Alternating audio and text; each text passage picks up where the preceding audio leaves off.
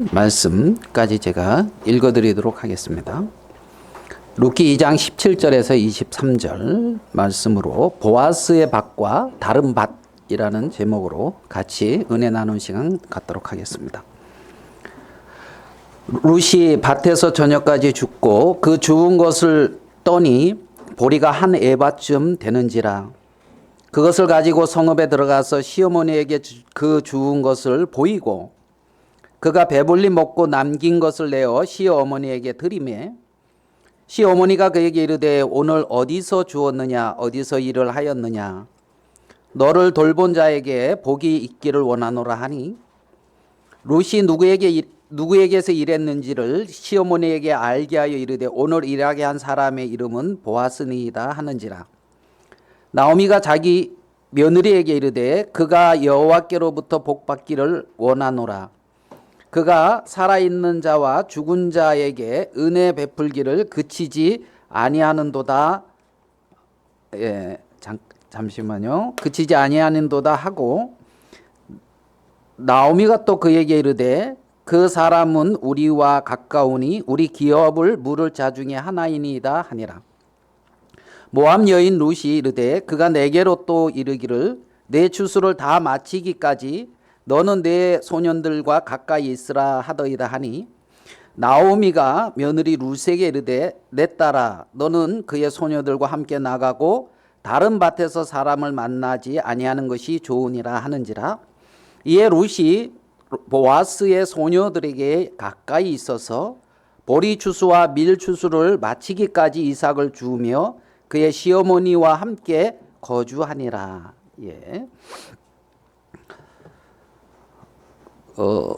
오늘 읽은 말씀은 여러분도 잘 아시듯이 그 룻이 모압에서 이제 베들레헴으로 돌아와 겪는 그러한 일입니다. 오늘 읽은 그 내용의 그 장소는 뭐 잘 아시듯이 베들레헴입니다.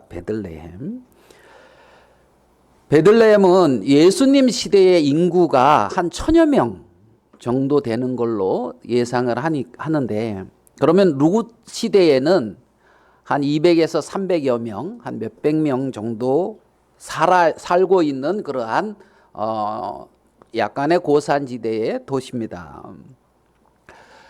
시대적 배경은 뭐 여러분 잘 아시겠지만 예수님 오시기 약 1100년 전, 기원전 한 1100년 전 전후에 있었던 일로 우리나라에 따지면 한 고조선 시대에 이렇게 이제 해당합니다.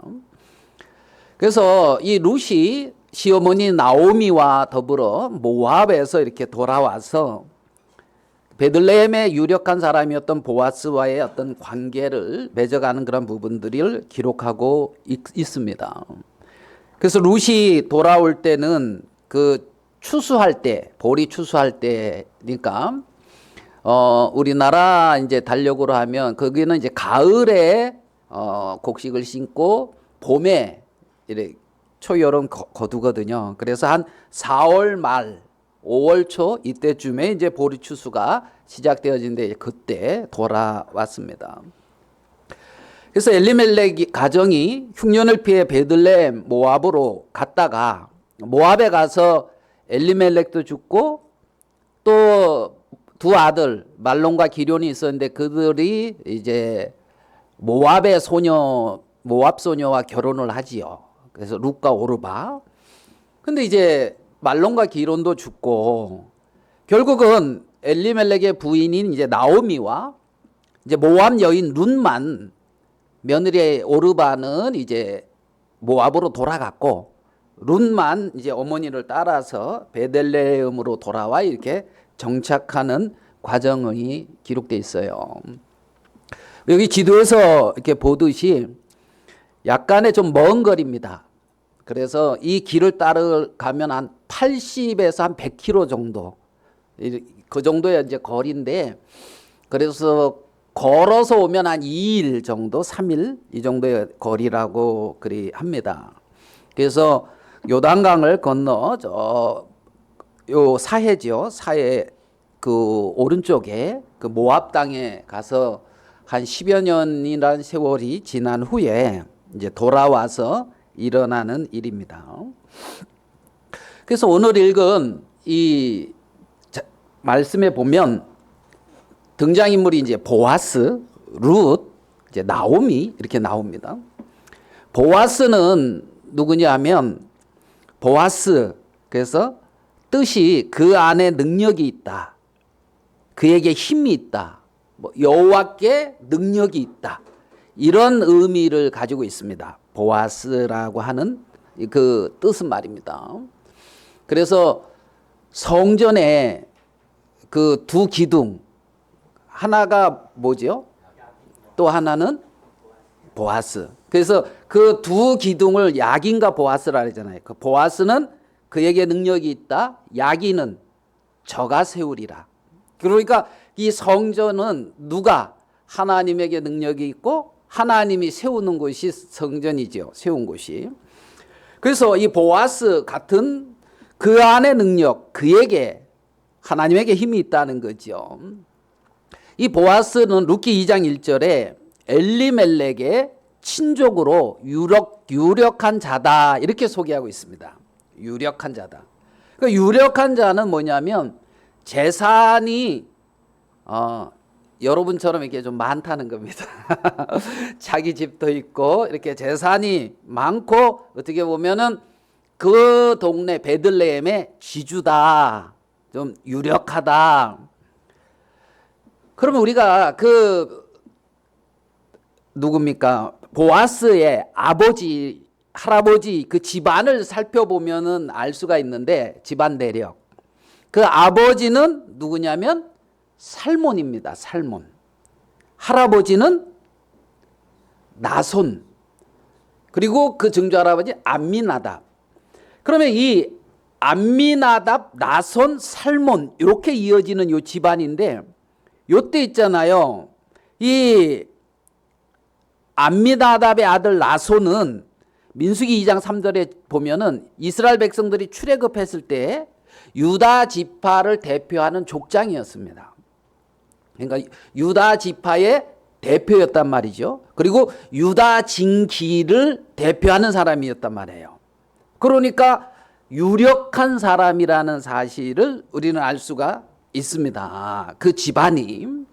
그래서 이제 베들레헴에 살고 있는 이 보아스는 이러한 배경과 이러한 출신 성분을 가지고 있는데 오늘 읽은 이 말씀 룻기에서를 조금 보면 이 보아스는 하나님의 축복을 비는 자로 나타나고 또 하나님의 은혜를 베푸는 것을 그치지 아니하는 자로 소개가 됩니다.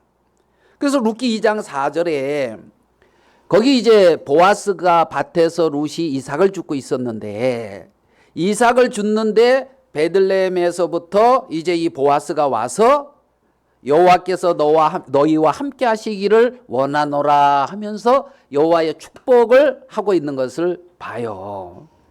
그리고 룻기 2장 12절에 여호와께서 내게 행한 일에 보답하시기를 원하며 이스라엘의 하나님 여호와께서 그의 날개 아래 보호받으러 온 내게 온전한 상 주기를 원한다. 그러면서 룻을 만났을 때에 그렇게 여호와의 축복을 룻에게 하는 것을 볼 수가 있거든요.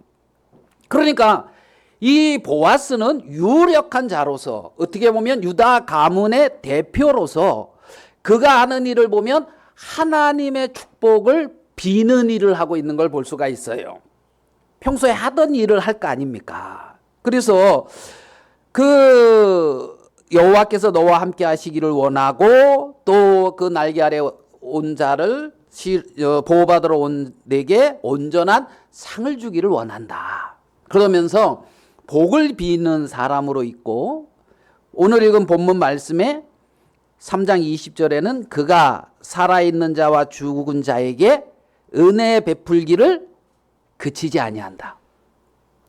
그러니까 뭐 하기를 그치지 않는다?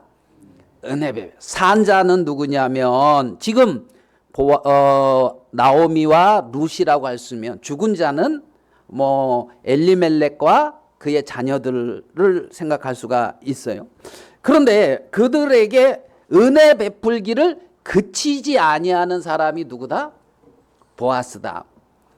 이들이 이 가문에, 그러니까 하나님의 백성의 가문에 어떤 그 유력한 자, 대표자가 하는 일이 이러한 일을 한다는 것을 알 수가 있어요. 첫 번째, 하나님의 축복을 비는 일. 두 번째, 은혜 베풀기를 그치지 아니하는 일. 그러니까 하나님의 세계 안에서 큰 자는 축복을 빌며 은혜를 베푸는 자가 큰 자인 것을 우리는 알 수가 있단 말입니다. 뭐 군림하고 어떤 위치에 있는 자가 아니라 하나님의 축복을 빌고 하나님이 베푸시는 은혜를 끊임없이 받아서 하나님이 베푸는 은혜를 베푸는 것을 그치지 아니하는, 이것이 그 어떻게 보면 유력한 자들이, 그 지도자들이, 인도자들이 하는 일이라는 것을 우리는 알 수가 있습니다. 그렇게 보아스는 그렇게 이 베들레헴에서 하나님의 어떤 세계에 대표한다 할까요? 하나님의 세계를 나타내는, 그리고 그렇게 굳건하게 그 집안이 세워져 있는 것을 우리는 볼 수가 있습니다. 자, 그러면 이 보아스와 만나고 있는 룻은 누구이냐? 룻이라는 말의 의미는 뭐 이웃, 친구, 우정, 이런 의미를 가지고 있어요. 룻. 그래서 여성 동반자, 뭐 이런 의미를 가지고 있는 것이 이 룻의 의미입니다.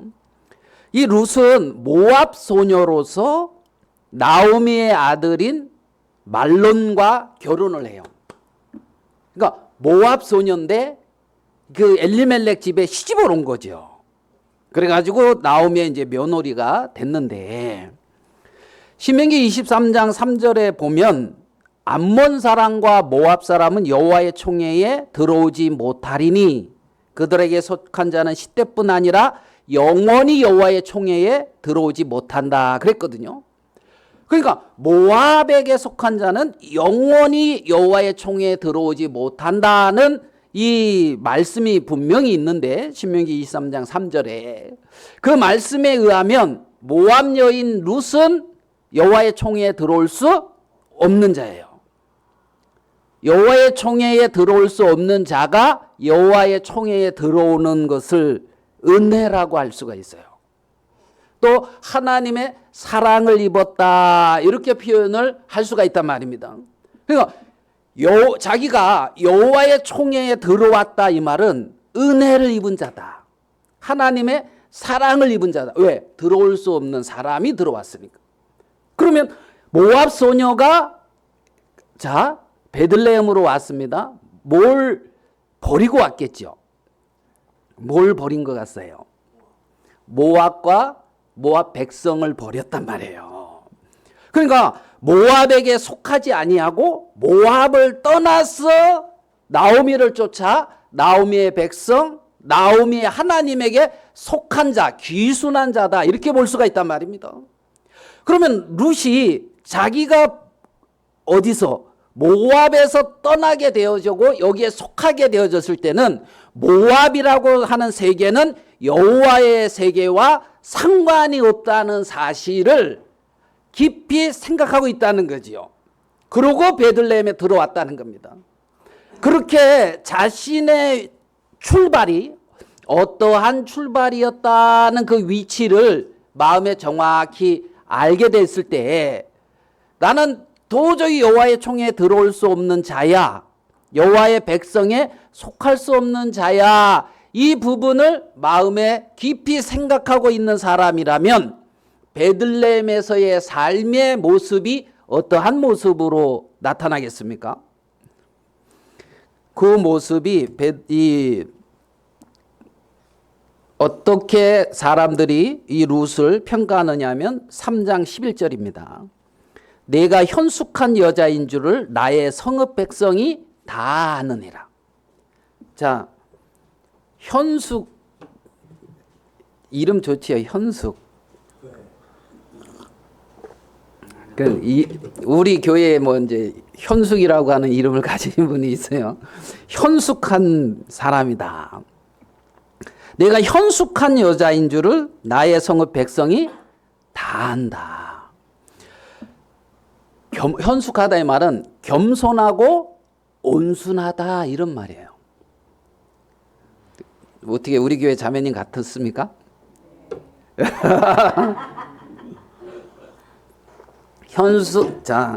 겸손하고 온순하다. 형제님이 대답을 하셔야 되는데 형제님은 미소만 짓고 있는데 그 이유를 잘 모르겠습니다. 어쨌든 현숙하다, 겸손하고 온순한 여자다. 자신이 모압 백성이고 모압 소녀다는 자신의 근본의 위치를 아는 사람은 베들레헴에서의 사는 삶이 은혜인 거예요. 축복이란 말입니다. 그래서 겸손할 수밖에 없어요.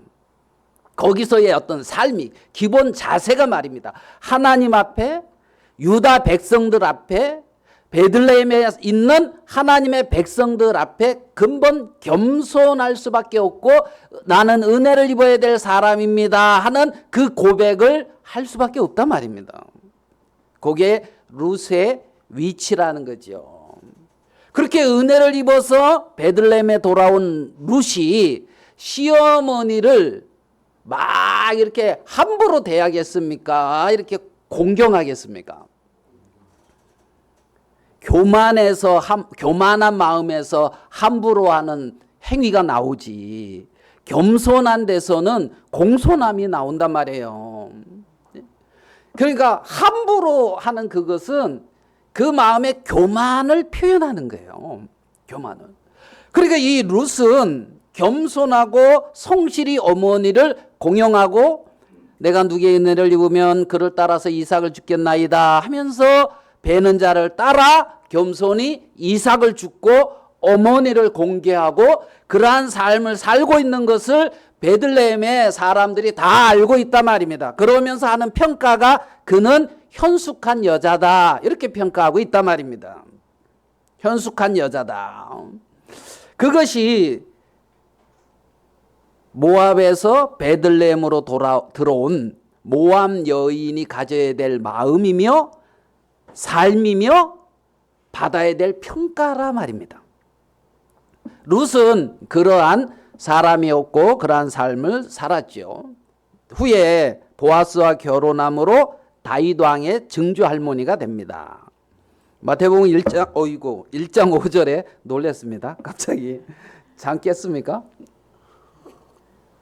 제가 놀래가지고 여러분이 잠이 깼으면 좋겠어요.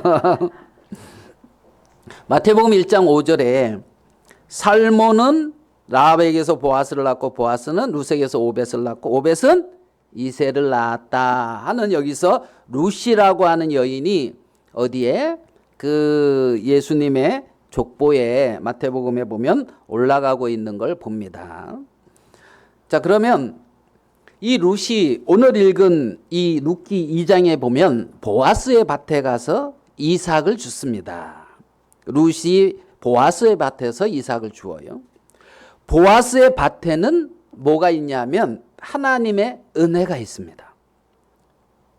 이 하나님의 은혜는 율법에 과부와 고아와 나그네를 위해서 이삭을 다 거두지 말고 남겨놓으라고 하는 말씀에 이미 보장된 은혜거든요. 그러니까 그 은혜를 누릴 때 이건 당연히 내 거야 하면서 당당함으로 누릴 수도 있겠지만은 당당함으로 누리는 것이 아니라 겸손함으로 누리는 거죠. 낮은 마음으로. 그래서 내가 네게 은혜를 입으면 그를 따라서 이삭을 주겠습니다.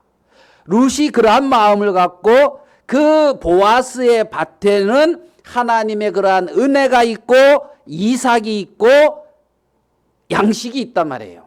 그게 보아스의 밭이라는 겁니다.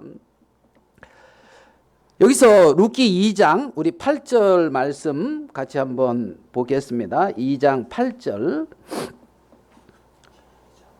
여기 요 앞에 기록된 것만 같이 한번 읽어볼까요? 이거는 이제 보아스가 룻에게 하는 말입니다. 룻기 2장 8절 같이 읽어볼게요. 시작. 이삭을 주우러 다른 밭으로 가지 말며 여기서 떠나지 말고 나의 소녀들과 함께 있으라. 보아스가 룻에게 하는 말입니다. 이삭을 주우러 어디로 가지 말라?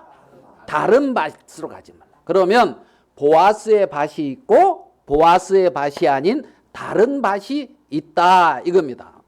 그럼 보아스의 밭에는 하나님의 약속이 있고 하나님의 은혜가 흐르고 있다 그랬잖아요. 물론 다른 밭에도 그렇겠죠. 이 베들레헴에서는. 그러면 보아스가 룻에게 여기를 떠나지 말고 나의 소녀들과 함께 있으라 했는 이 보아스의 밭을 우리가 생각해 볼 때 보아스의 밭의 주인이 누굽니까? 너무 어려운 거 물어봤습니까? 보아스 밭의 주인은 누구일까요? 보아스입니다. 보아스의 밭을 누가 경영하겠습니까? 보아스입니다. 그러니까 보아스의 밭은 보아스가 주인이고 보아스가 경영하는 곳이 보아스의 밭이라는 사실입니다. 자, 그러면 그 사실을 이렇게 염두에 두고 오늘 읽은 이제 본문 말씀에 룻과 나오미가 대화하는 내용이 나와요. 룻과 나오미가.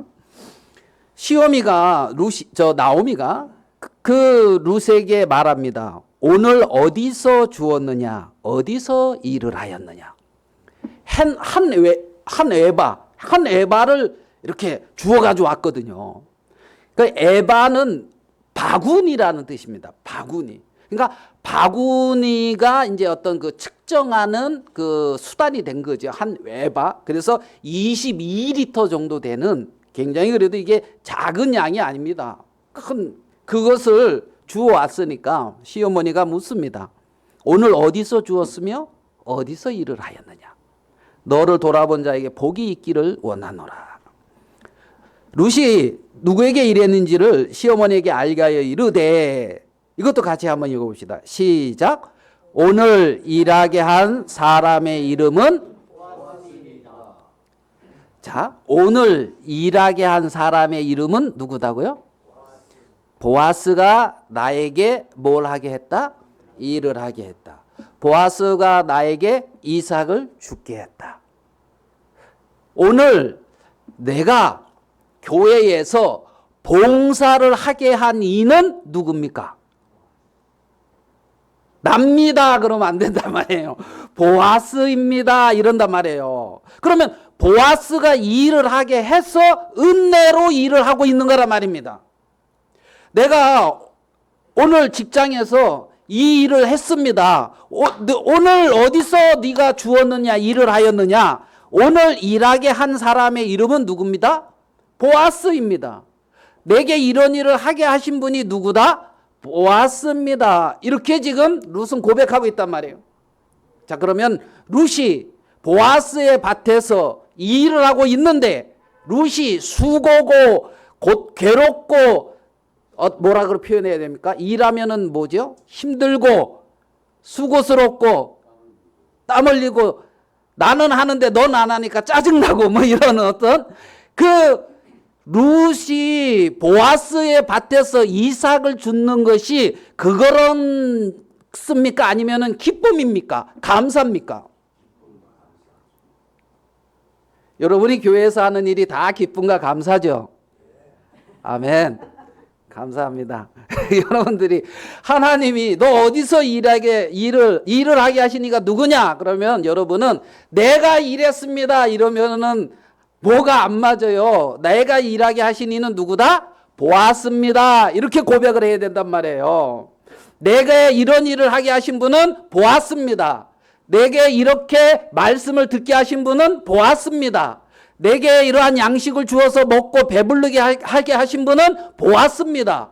이렇게 고백을 해야지. 내가 성경을 이렇게 읽고 깨달았으며 내가 이렇게 교회 안에서 수고했으며 내가 교회 안에서 이렇게 봉사했습니다. 이러면은 뭐가 안 맞는 거라 말입니다. 내가 바구니에 많은 양식을 가지고 있다 할지라도 이것을 내게 갖게 하셨고 이것을 내게 얻게 하신 분이 누구다? 보았습니다. 룻은 이렇게 고백을 하고 있는 거라는 겁니다. 그것이 룻이 베들레헴에서의 삶이라는 것이죠. 오늘 어디서 주었느냐? 어디서 일을 하였느냐? 네가 오늘 어디서 무슨 일을 하였느냐? 어디서 무슨 삶을 살았느냐? 누가 그렇게 살게 했느냐? 오늘 일하게 한 사람은 보아스니이다. 그에게 능력이 있습니다. 여호와 하나님 그분에게 권능이 있습니다. 우리가 그분을 힘입어 살며 그분을 힘입어 기동하며 그분으로 말미암아 살고 있고 우리가 그분께 영광을 돌리고 있습니다. 이렇게 고백을 해야 된단 말이죠.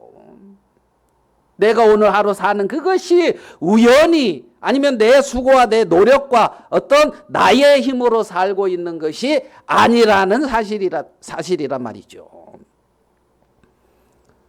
우리가 교회 앞에 와서 예배드리고 하나님을 경배하고 찬양하는 이것이 얼마나 놀랍고 영광스러운 일이라. 하나님이 정말 크고 하나님이 그 마음에 존귀하고 하나님의 영광을 보면서 하나님께 영광을 돌리는 그 사람은 마음에 교회 안에서 행하는 모든 것이 감사일 것이고 기쁨일 것이고 이렇게 하게 하시는 이로 말미암아 그 하게 하시는 이에 대해서 참 영광을 돌릴 거란 말이죠. 오늘 어디서 주었느냐? 어디서 일을 오늘 일하게 한 사람의 이름은 누구다? 보아스입니다. 보아스에 대해서 룻은 그가 살아있는 자와 죽은 자에게 은혜 베풀기를 그치지 아니하는도다. 보아스는 룻에게 은혜 베풀기를 그치지 않는다고요. 보아스는 나오미와 엘리멜렉 가정에게 은혜 베풀기를 그치지 아니한다고요. 은혜 베풀기를 그치지 아니하시는 분이 있단 말이죠. 그분이 누구다? 보아스라는 겁니다. 보아스. 그래서 그가 살아있는 자와 죽은 자에게 은혜 베푸기를 그치지 아니하이다 하고 그 사람은 우리와 가까우니 우리의 키염을 물을 자 중에 하나다.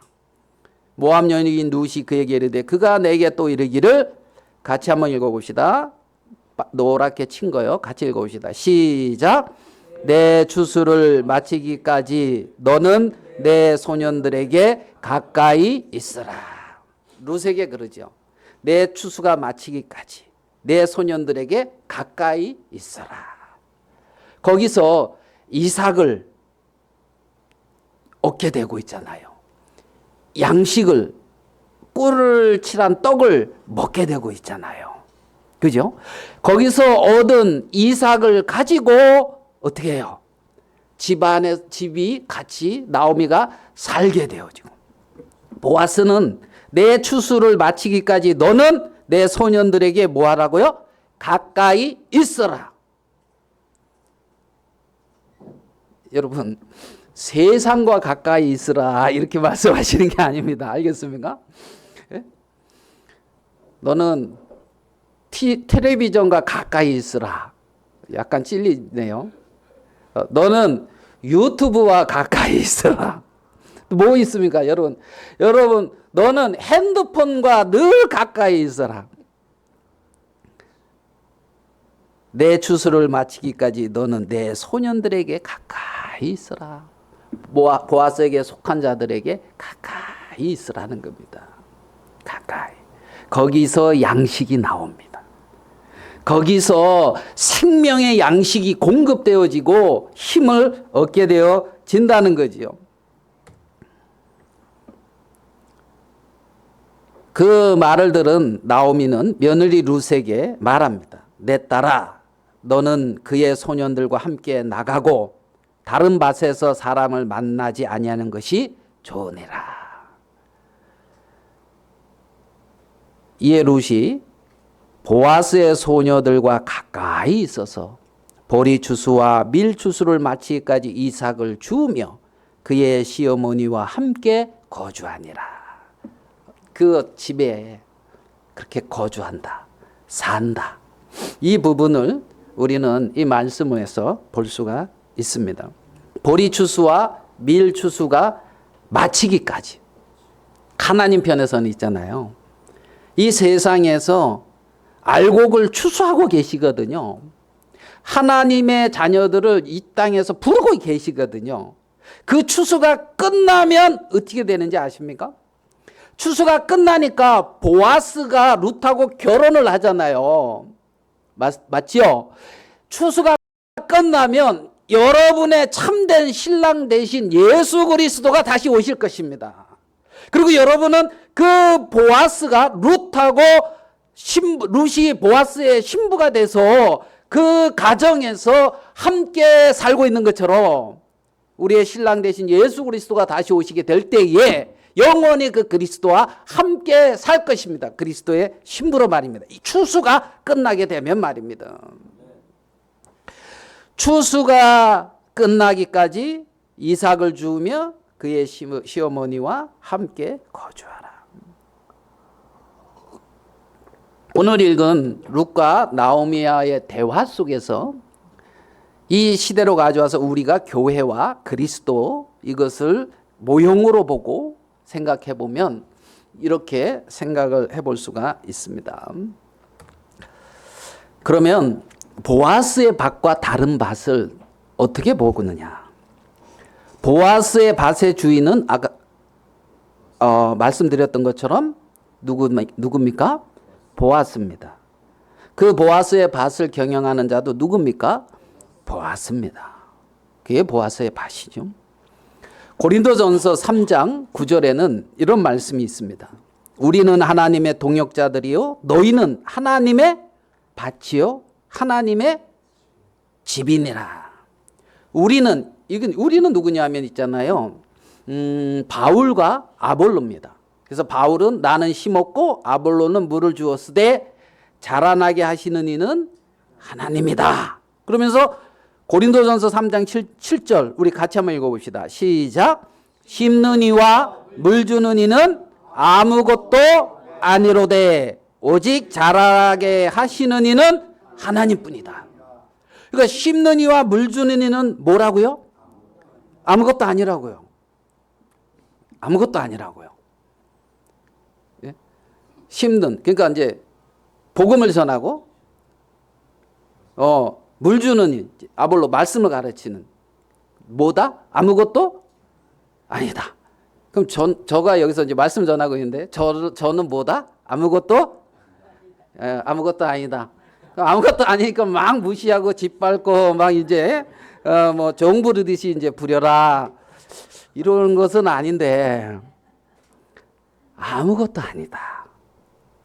누가? 심느냐 물지는 아무것도 아니에요. 오직 자라나게 하시는 이는 누구다? 하나님. 효력을 발생함은 하나님으로 말미암는다. 그러면 아볼로와 바울은 도구일 뿐이다. 하나님이 누구를 세워서 누구를 통해서 힘게 하고 물을 주게 하도 하나님이 얼마든지 자라게 할 수 있다. 그러니까 여기서 단에서 말씀을 전하는 사람이 딴 사람으로 바뀌어져도 동일하게 유지되고 동일하게 역사가 되어져야 정상적이란 말입니다. 왜? 하나님으로 말미암는 것이기 때문에 그렇다는 겁니다. 여기서 전하는 사람의 어떤 그러한 리더십, 이 사람으로 말미암아 교회가 되고 있다면 그거는 문제가 있어요. 어떤 사람을 쫓는 게 아니라 그를 통해 나타나는 말씀이란 말입니다. 그러면 이 말씀은 동일하잖아요. 말씀의 권위. 여러분은 사람의 권위에 순종하는 것이 아니라 말씀의 권위에 순종하는 거 아닙니까? 말씀의 권위를 세우고 그 말씀을 받고 그 말씀에 순종하는 거 아닙니까? 우리의 삶이 말입니다. 그래서 심는 이와 물 주는 이는 아무것도 아니다. 오직 자라나게 하는 이는 하나님이다. 하나님이다. 그러면 이 시대의 하나님의 밭, 하나님의 집은 어디입니까?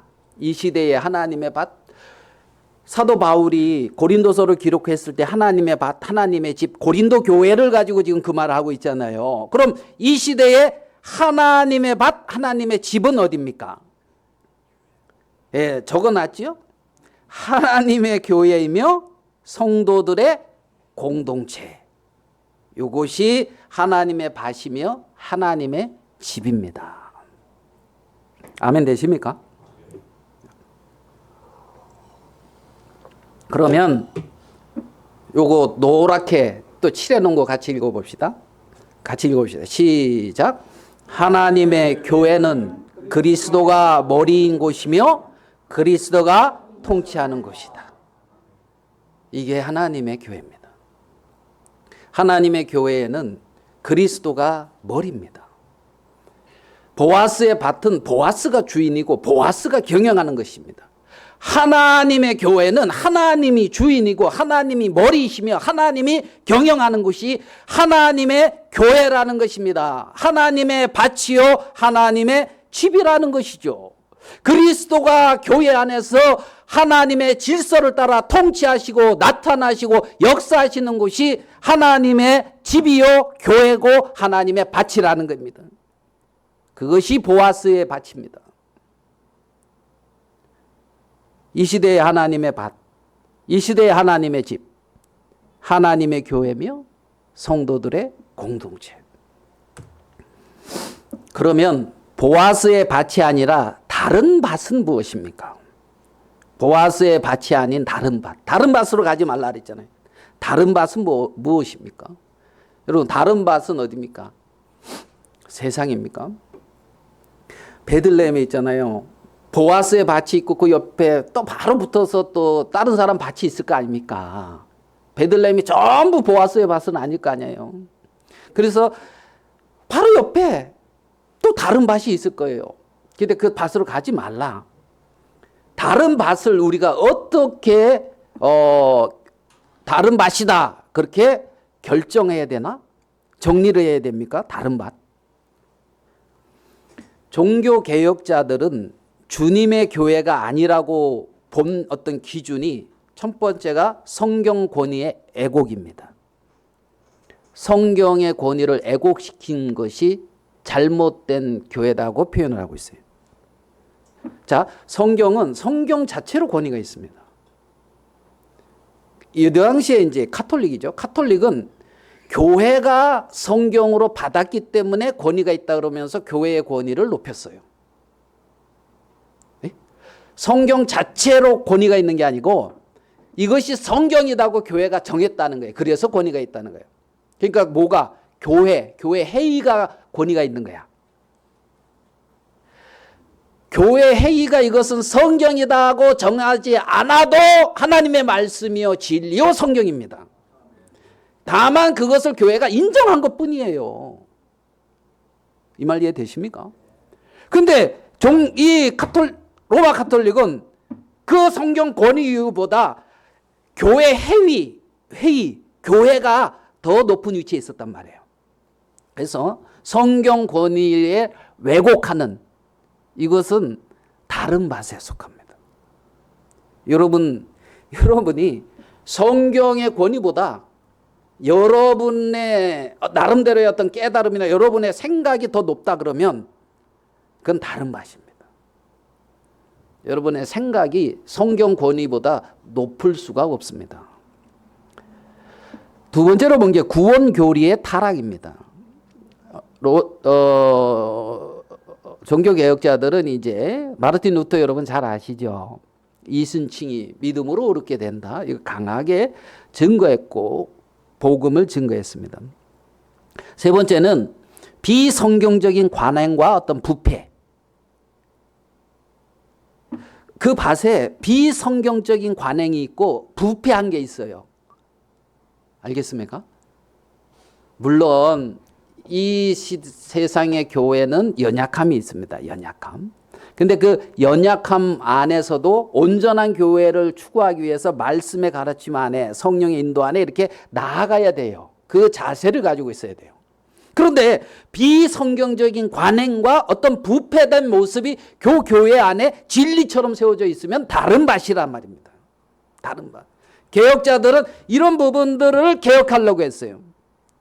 성경의 권위가 다른 것보다 성경의 권위가 더 높아야 되는데 성경의 권위보다 다른 게 더 높아져 있다면 문제입니다. 내가 속한 곳에 성경이 가장 높은 위치에 있는지 아니면 하나님의 말씀 아닌 다른 것이 더 권위를 행사하고 있는지를 봐야 된단 말입니다. 비성경적인 관행과 이 부패, 이것이 문제, 다른 밭에서 나타나는 모습입니다. 그래서 종교개혁자들이 교회 분리의 조건으로 삼은 것은 이렇게 정리할 수가 있어요. 교회가 성경에서 벗어난 오류된 교리를 가르치고 있고 부패한 관행을 고수하며 복음의 본질을 훼손했을 때 이와 같은 교회를 떠나 참된 교회를 재건하는 것이 하나님의 뜻이라고 보았고 그들은 목숨 걸고 그 길을 갔단 말이에요. 아멘 되십니까? 이들이 개혁자들이 가진 마음이란 말입니다. 네?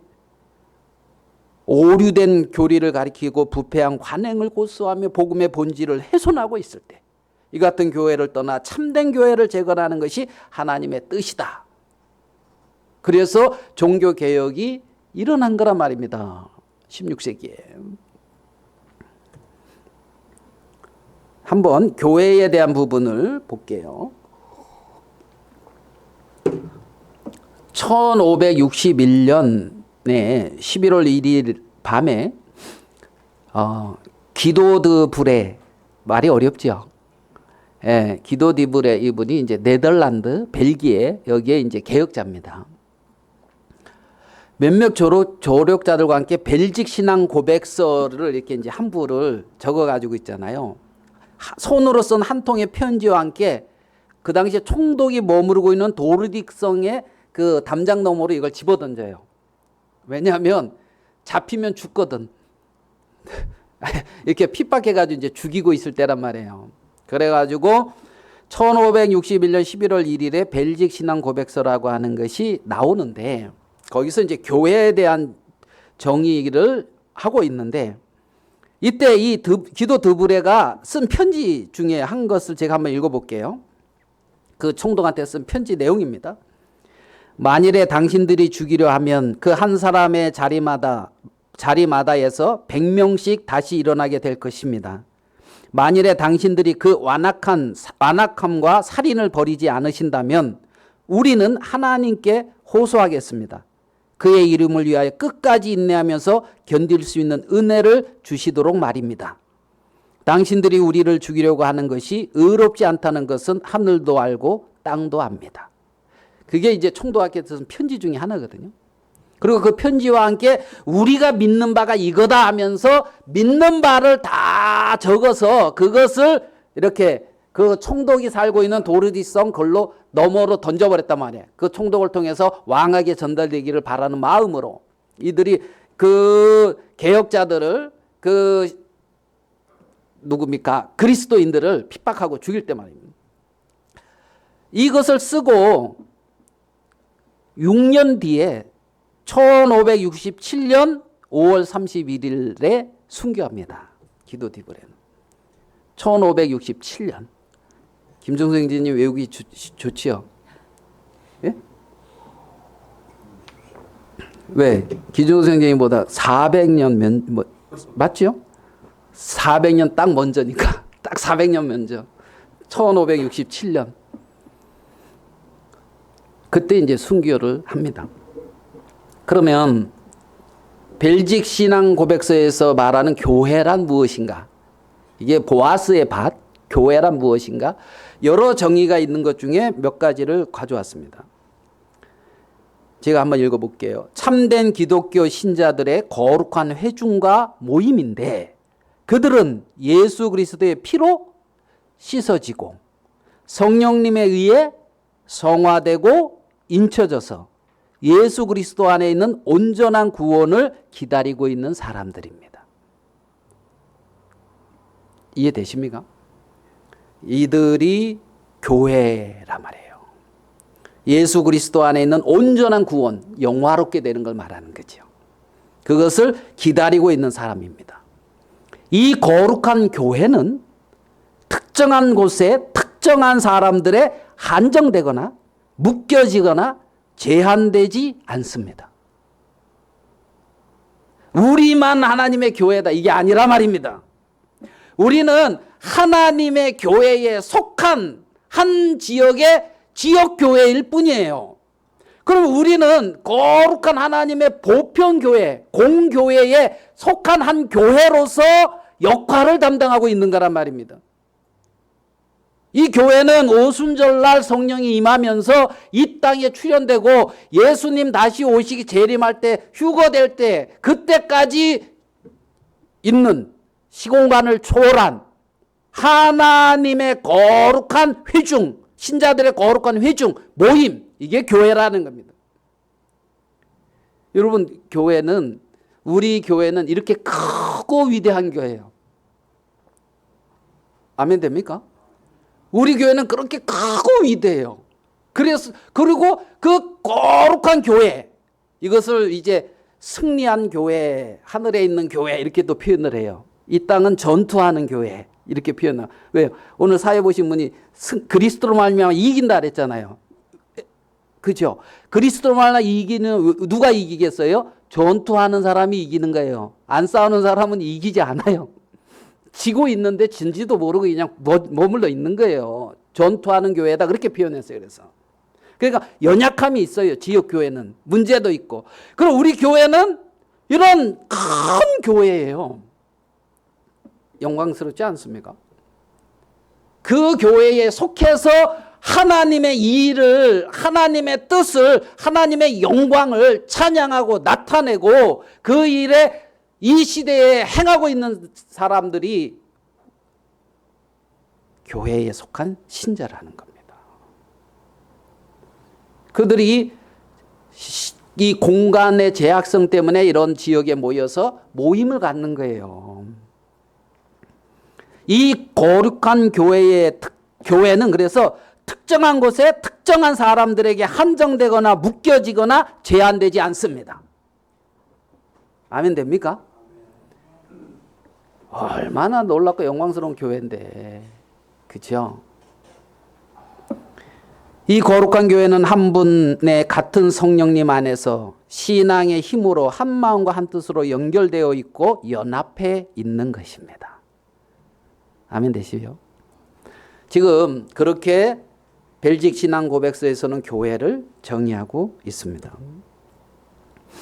교회의 머리 대신 예수 그리스도, 성도들이 꼭 알게 되기를 원하고 있습니다. 에베소서 1장 18절 23절에 나오는 말씀인데, 그 부르심의 소망이 무엇이며 성도 안에서 그 기업의 영광의 풍성함이 무엇이며 그 힘의 위력으로 역사하심을 따라 믿은 우리에게 베푸신 능력의 지극히 크심이 무엇인지를 성도들이 알기를 원한다는 거예요. 나를 부르신 부르심의 소망이 얼마나 큰지, 하나님의 성도 안에서 기업의 영광의 풍성함, 예? 요것만 보고 이게 아니라 그 영광의 풍성함이 있다니까요. 우리는 그렇게 하나님에게 속하고 하나님에게 속한 백성이라는 겁니다. 룻은 모압에게 속한 것이 아니라 그렇게 유대에, 이스라엘에 속했고 이스라엘에 속한 백성이라는 겁니다. 아멘 되십니까? 그래서 그리스도의 순종으로 하나님이 행하신 일이 있습니다. 에베소서 1장 18절 23절에 죽은 자들 가운데서 다시 살리시고 하늘에서 자기의 오른편에 앉으셨다. 하나님이 예수님을 오른편에 앉히셨어요. 믿지요? 하나님 보좌 우편에 앉으셔서 우리를 위하여 간구하고 계시죠. 지금도. 아멘. 두 번째, 모든 통치와 권세와 능력과 주권과 이 세상뿐 아니라 오는 세상에 일컫는 모든 이름 위에 뛰어나게 하셨다. 이것도 믿습니까? 예, 예수님을 모든 이름 위에 뛰어나게 하셨잖아요. 여러분, 그 모든 이름 위에 뛰어난 그 이름을 경배하고 있는 거예요. 그 모든 이름 위에 뛰어난 그 이름이 경성하고 있고 그 이름이 이름에 속하 있는 그 밭, 보아스의 밭, 그 교회에 속해 있는 거라는 겁니다. 그 놀라운 모든 이름 위에 뛰어나게 하셨다. 만물을 그의 발 아래에 어떻게 하고요? 모든 만물이 예수 그리스도 그 발 아래 복종하게 했다고요.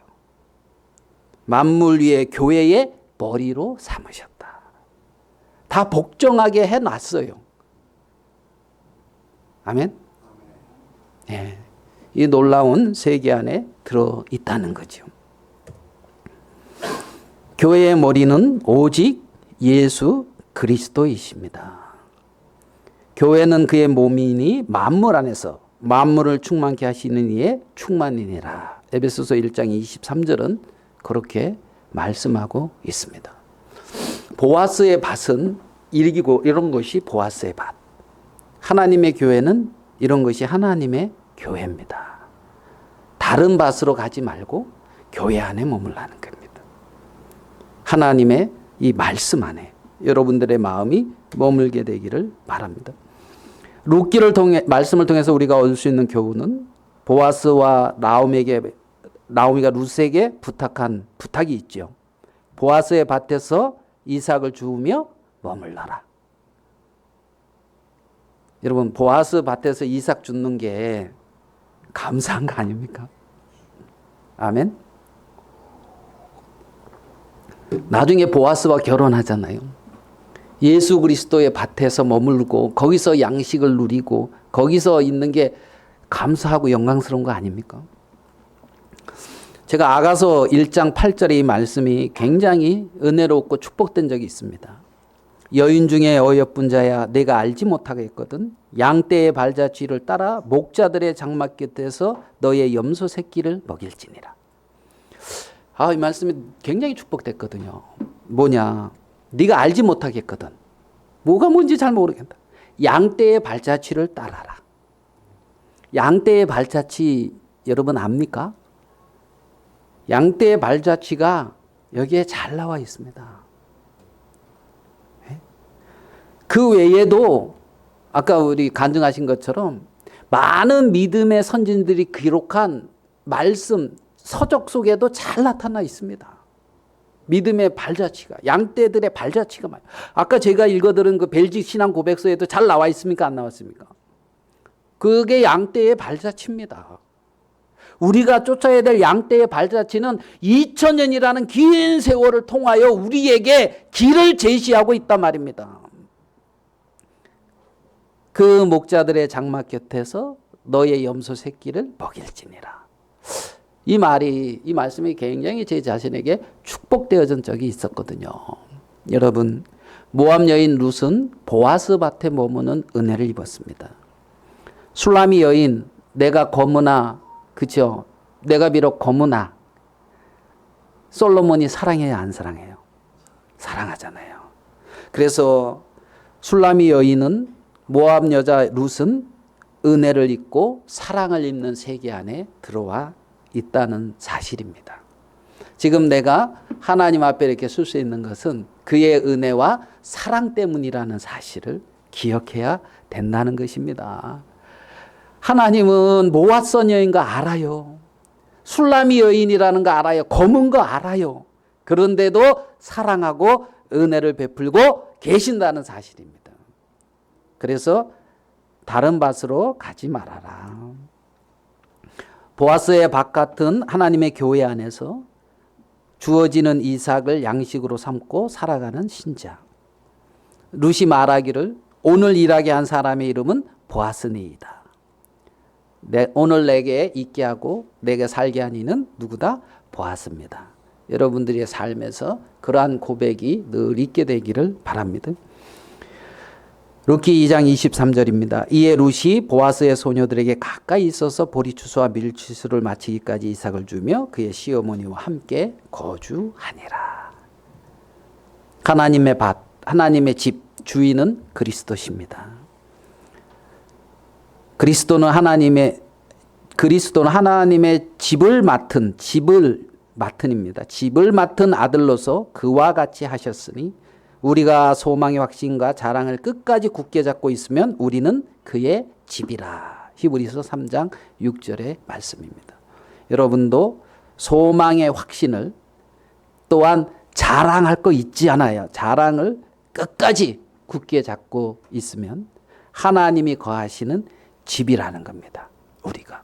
그러한 축복된 은혜 가운데 여러분들이 사는 여러분들이 되기를 바라면서 말씀은 마치도록 하겠습니다. 찬송 한 장